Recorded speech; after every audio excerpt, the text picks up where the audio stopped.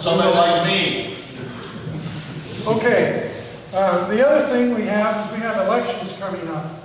Now, because of Brett's new assignment with the state, or the Rocky Mountain Division, I already talked about it, okay. He is not going to be running. Also, Ryan is not going to be running again. So we have 2 openings for somebody who'd like to run for the board. So keep it in mind. If you want to volunteer somebody, let us know. Or if you yourself want to run, and great. We need all of the new thoughts and ideas we can get a hold of. So because as you know, some of us are getting a little seasoned and we get a little set in our ways, and sometimes new ideas don't really hit us and excite us as it should. So anyway, keep that in mind. Okay, this last weekend, my daughter and I went down to Albuquerque to the Rocky Mountain Division Ham Fest down there. And the report we have from that is, on the whole, it was great. They had a group that put together in, 6 weeks? Because the ham club that was supposed to host it disappeared or blew up or dissolved. I don't know what happened. But they did a good job, and despite that, they had a couple problems. They wanted to go see the very large arrays. That's all those big, huge. You see them in every sci-fi movie. The ones that do the deep Big space. dishes. There's like 6 or 7 in a row, and like 30 meters across or something like that. They're huge. Anyway, that event was canceled, and that's too bad, because that would have been a great draw. And so when we think about HamCom next year in 2024, we are thinking about different places around St. George that we could go to that are no more, say, than an hour away, and have excursions, possibly Hurricane Mesa up there with the high-speed sled. That might be interesting to somebody. Yes. If you go over to Mark's place, he's got a big antenna. Okay. So anyway, He can reach Las Vegas and Gunnison and all over with single sideband. So he's done a lot with radios. He has obviously a linear amp. And he's also a merchant marine, so he's used to, you do Morse code a lot? Morse code, sure. Okay. And so he's a great guy. Next to him is Scott Smith, former president of the club.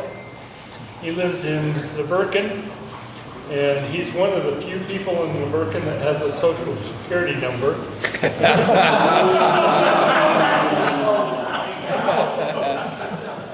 Yeah, but I stole it. He's a former highway patrolman, and I think your dad was a... He was a ham, yeah. I'm second generation. So he's a second ham. So second generation ham. Let's see, and Mark Sherbert is in Bloomington. And I joke about his house, but I've driven past his house several times, had no idea whose house it was, but you can tell it's a serious ham house, because he's got a really nice tower and beam antennas. I was surprised. I was invited over to help him with FT8, and I was surprised he's got this radio that's got a screen. I guess it's not quite that big, but he has a Tech 10 Tech. 10 Tech. With a big screen on it, and geez, it's about this big, and he's got all kinds of stuff in there. And he's been all over, he and his wife have been all over the world, pretty much. Pretty much. And so we're looking for questions, and they have all the answers, is that right?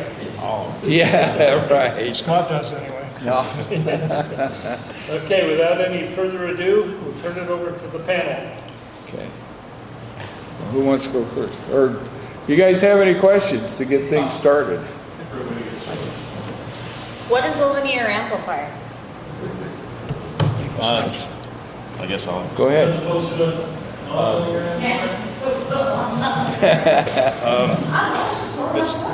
This term linear amplifier, like I think Lynn mentioned. You want to speak up a little bit? I think Lynn mentioned this term linear amplifier back in the 70s and 80s got a lot of use from CBers and so forth, and I think a lot of folks really didn't know what it meant. Does everybody know why they call it a linear amplifier?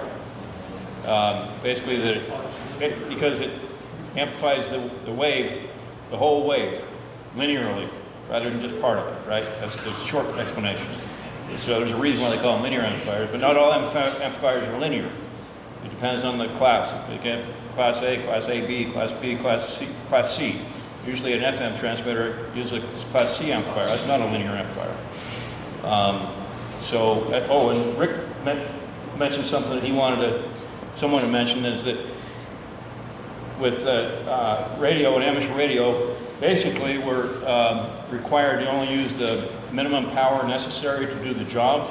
So amplifiers have their place, but if you're communicating with who you're talking with and you have good signals, there's no reason to use an amplifier for a number of reasons. But Yeah, I've always operated it as a principle that it's the antenna that's the important thing. I've never operated an amplifier. Matter of fact, the most power I've ever run is 150 watts, and I've moved the world on 150 watts. So it's more your antenna. Amplifiers have their place. Don't get me wrong, guys. Amplifiers have their place, especially during the off seasons. The off solar cycle, when the solar cycle went down. But your antenna will do much more for you than an amplifier will. But an antenna and the amplifier is wonderful. It is wonderful. But if you don't have the propagation, it doesn't matter if you got 50,000 watts, you're not going to make it. So propagation is the main thing. Then I think your antenna is the second. Yeah. Does it make any difference whether it's a tube or chip type amplifier? Transistor? Is it? I like transistors because they're easier to deal with. Because you don't have to adjust the load and everything, and every time you change bands, you got to adjust it, and the transistors they take care of themselves, and you can't ruin it because it has protection. So if you got too much SWR or whatever coming back, boom, it shuts off and the red light comes on and you go, whoops, what'd they do? So how many, just to kind of set the guidelines, how many watts are you running or can you run? Each of you? Well, 1.5 kilowatts is the most that you can run. And it, typically, for me anyway, I like to stay somewhere in between 600 and 800 watts. I heard an analogy one time that I thought was very appropriate. It said if you had a new car and it can go 160 miles an hour, that's wonderful. But if you run it full on all the time, one of these days you're going to pay for it. And so, just to give you a kind of a parameter that sets me in place anyway, the tube in my amplifier costs $1,500 to replace. So tubes are, I'm old school enough that I like tubes because they're a little more tolerant. They don't, they will not shut down until they blow up. And that's a little bit too dramatic for me, but the downside is the world has moved away from us, and you find less and less tubes and more solid state, and that's quite all right as far as I'm concerned. But the other thing is what we've seen recently is the supply chain issue. If you go out and just try and buy a tube, there are still 2 or 3 tubes that are fairly easy to get: the 572Bs, the 811As are still pretty much available. But boy, the rest of them are really, you really have to find them to get them. So it's better that you don't have to do that. So I will make the transition into solid state, but not until this one goes down. So Scott, what do you have? I have a Meritron ALS 1300, and so it'll do 1200 watts, but I run it usually somewhere around 700-800. I might peak at 900 once in a while.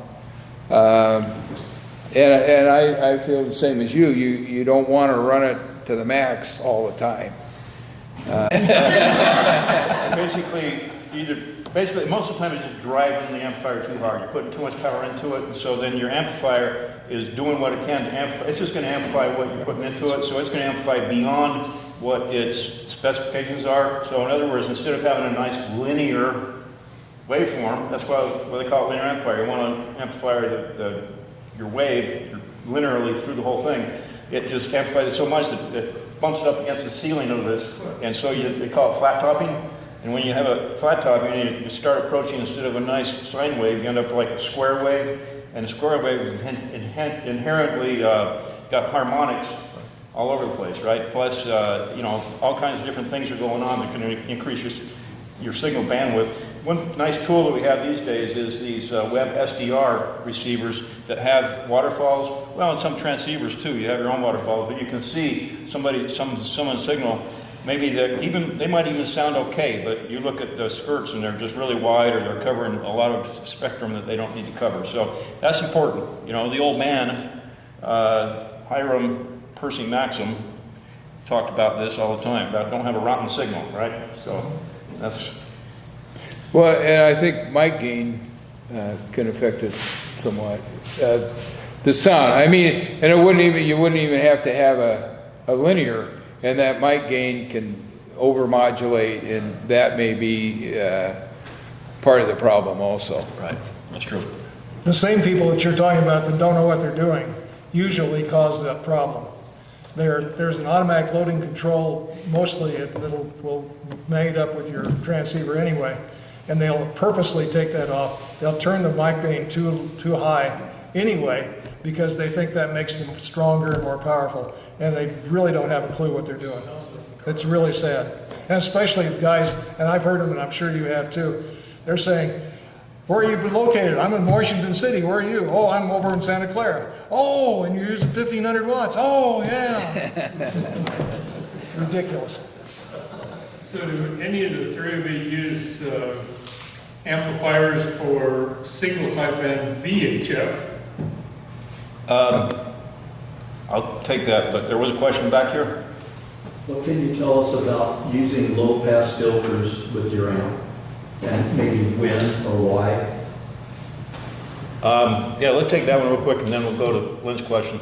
Low-pass amplifiers are basically so that you don't have RF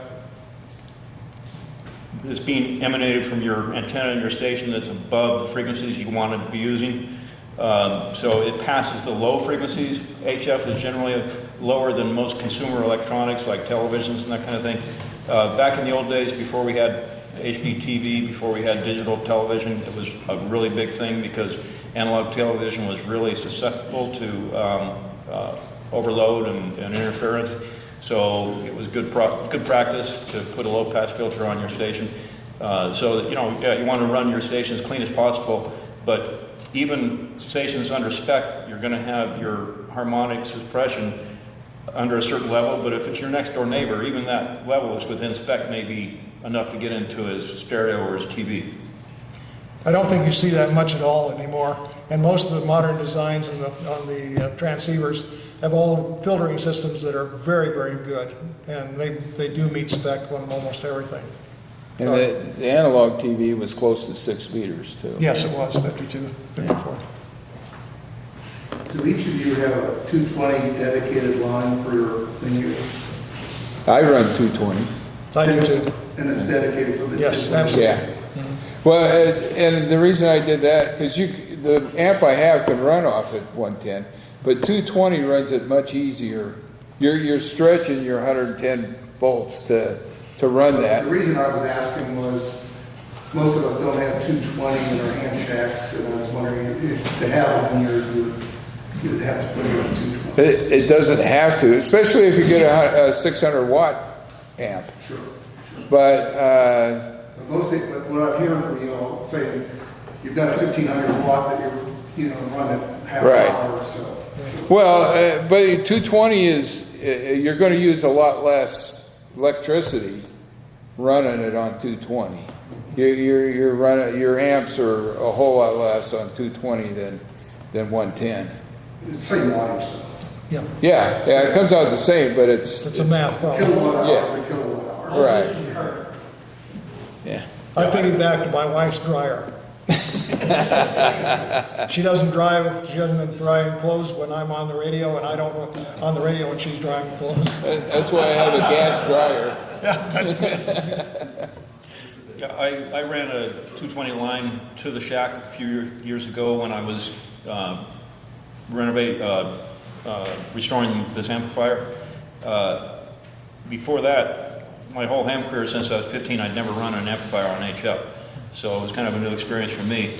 So I did run 220. I luckily had a line that was dedicated. It went right outside the shack, and it had its own circuit breaker, and it didn't feed anything else. So I basically commandeered that. It was running to a spotlight outside. I just got a cover for the spotlight fixture, and I ran conduit from that to the outside of the shack, and then drill a hole into the house. Put a special, 220 type outlet, so I didn't accidentally plug in 110 volt TV or something, and it worked beautifully. It's really nice. In the box, basically, you just use double circuit breaker to cover to click on both sides of your AC, right?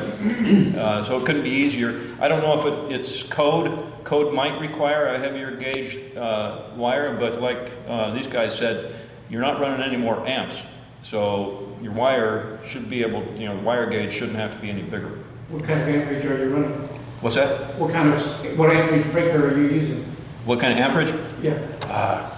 It's... Well, Breaker.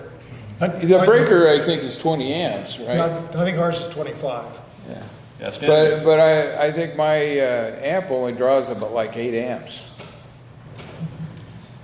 But it would be, if it was 110, it'd be like 16. yeah, 16 or 18 maybe.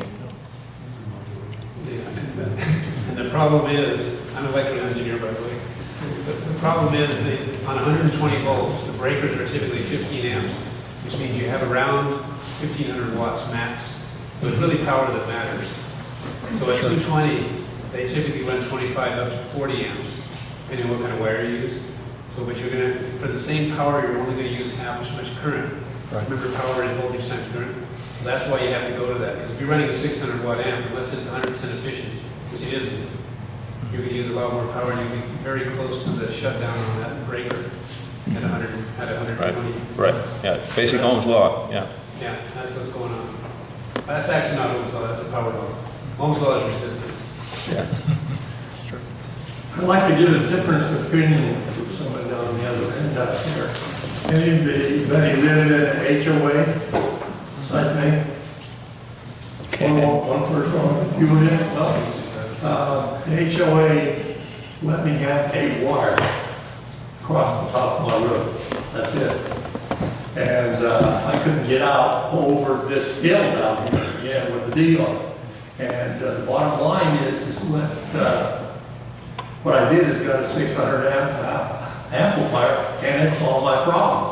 It did turn my wife's piggy off every once in a while when I let it at 600 watts, but I'm able to get out, which some of you have heard me. Yeah. But the bottom line is that that's the only way you can do it if you don't have any antenna to go for, Lynn had a question about... Commented a question. Tom Kraus runs a garage, which I think has 150 watts for a single sideband VHF out of his truck. So do any of you run an amp for VHF single sideband? I've got one, but I'm not using it right now. I've got one, but I don't use it either. Yeah, they generally, amps up to about 150, 170 watts for VHF, called bricks, because they look about the size of a brick. And so they're pretty popular. Actually, you can get them up to maybe 300 watts out. I've got one that'll do 170. I don't use it very often. Occasionally I do. I have another amplifier that was, I just stumbled across somebody basically, it was almost a giveaway. I gave him $120 for it. I was standing in a parking lot up in Davis County one day talking to another ham I hadn't seen in decades. This second pickup drives up to us. He said, "Hey, what are all those funny antennas on your cars?" And he was just joking because he was a ham too. He said, "Either of you guys know anybody who could use a kilowatt VHF amplifier?" Of course I did. Yeah, you're looking at it right here. For those of you who don't know, I started the Southern Utah 2-meter single sideband roundtable that we get on every Sunday night. So that's what we do. So I was pretty enthusiastic about that. I picked it up from him. It's a beautiful amplifier. I'm ashamed to say I haven't done anything with it. It's still sitting in the shack waiting for me to get to it as a project. But one day we'll get to it. And it runs two little ceramic tubes. I think it's the little 4CX 250s, which are, I think those are basically designed for VHF. But anyway, yeah, so that kind of answers your question about the VHF amplifier. Then you gotta have an antenna on the panel. Well, you also have to have a tuner. So, and you have to have a tuner that's going to handle the amount of output that you want, the amount of wattage. So if you look at, I brought a catalog, but if you look in here, you know, you can find tuners for 100 watts or 200 watts or 600 watts. You're going to have one that'll handle 1,000 or 1,500 watts, depending on what you want to put out. So you got to remember, when you buy the linear, you're also going to buy a tuner to handle that kind of wattage. So how about, what's it take to connect the radio to your linear? I mean, just a cable? In some cases. Cables So work, a yes. couple of cables, yeah. Coax goes from your transceiver into the amplifier. Right. You have to have a keying line of some sort, unless you happen to have a very sophisticated microprocessing linear, so that it senses the band changes and also senses any kind of transmission that's coming through. And then usually some kind of an automatic loading control. That's all. That's all I use anyway. So how expensive is something like that? Cables are cheap. Yeah. Well, everything's relative. I have a little box that when I key the mic, then it keys so it tells the amp that it's been keyed. So, and I have to turn that on.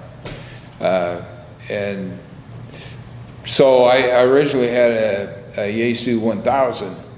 And when I got the amp, I found out that it wasn't compatible with the 1000 because it's an older radio. So I had to update my radio to work with the amp. Yeah. That's exactly right.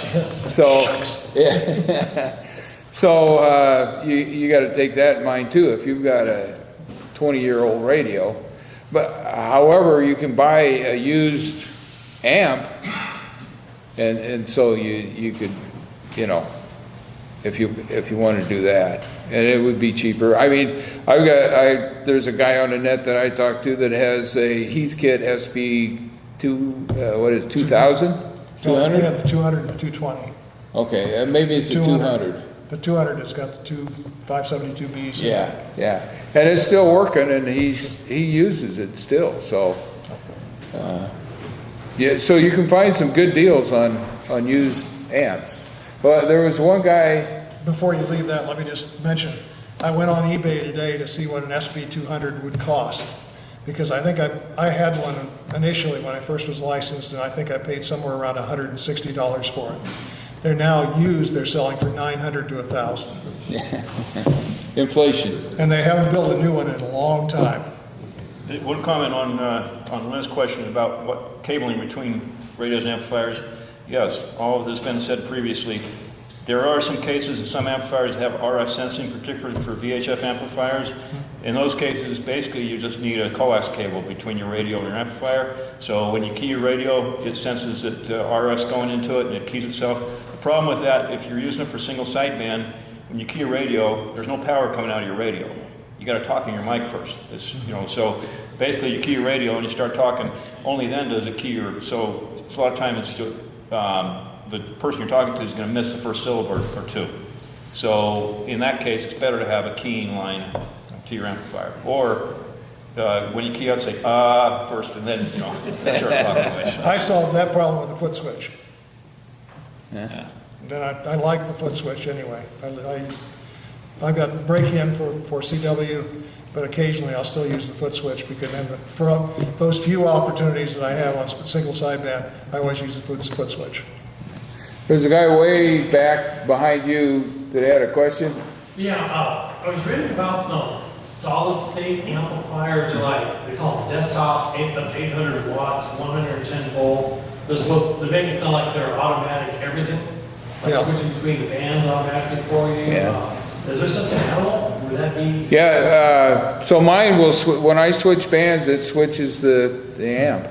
So it really could be that simple where you just Yeah, and that's plug right into your antenna. That's why I got the transistor models, and then I got an MFJ auto tuner, so I don't have, if I switch a band, everything goes with it, and I just talk. So I don't want to mess, if you're hearing somebody that's in the Canary Islands or something you want to get to, but then now you got to do all the adjustments, you could lose them, So that's why I did that. So everything just flows. Yeah. Dennis, right behind you. We'll come back to you in a moment. With your experience, what have you found? Let's say you're running the LMR 400 to your antenna. Would you want to continue running a big diameter coax between the amplifier and your transceiver? You don't need to, but I do. Yeah, you don't need to because it's such a short distance. Sure. And the transceiver's still 100 watts, and as Scott was saying a minute ago, I use about 25 to 30 watts to drive my amplifier. Yeah. So I could use RG8X if I had to, but I just had LMR at 400, so I just ran it all the way through. You're not going to have any loss, particularly. An argument can be made that to use really low loss cable as your patch cables, it does have the advantage that you'll have a little bit less leakage into the shack if you're having like not crosstalk. What's the thing? I think just getting RF into other equipment in your shack. Yeah, I'm sorry. Dennis has been kind of holding out. I just want to know if any of you have replaced tubes in an amplifier before. And why did you do it? If you did, why did you? What did you notice? I've never had to replace a tube, and I hope I never do. So also the tubes need to be matched, right? Yes. Yeah, and usually, like the 572Bs that are in the SB200, you can buy a match set, and it's always good to buy a match set from the tubes. Yeah, with my amplifier, it's a single tube. I don't know when I got to replace it. I don't know whether it's the amp or me. When you're not getting any output, you need to replace it. They weaken, like Kelly was saying, tubes will weaken, and so you may want to, if you're not getting out like you think you used to get out, then you may. I'm driving it heavier. Huh? I'm driving it heavier. Input heavier to do it. Oh, okay. So if you're increasing your power to get the same out of your amplifier from your transceiver, then they're probably getting weaker. And I was 10 years old, so I don't know about that. I just wanted to know if that's if you're telling me I need to replace my tube. Well, it's getting time. It's getting close, I guess, right? In the old days, you go to Walgreens or Walmart, and they have a tube tester, and you go down. Did you actually test those big power tubes and those things? I haven't seen that, no. Don, please. Now, given the FC rules on RF exposure, what kind of precautions do you take in your shack? Because of, obviously, the RF is higher because of the amplifier. Is there any precautions you take, like you hide behind lead doors and stuff like that? Well, It's Kevlar. yeah, Got a dental, one of those yeah, one of the masks. dental lead vests, but, you know, I have an RF indicator that, and I don't, it hasn't lit up yet unless I'm sticking it right next to the amp. But if you use shielded cable, it's, I think it should be good enough, right? It seems to be, and And it hasn't affected me at all.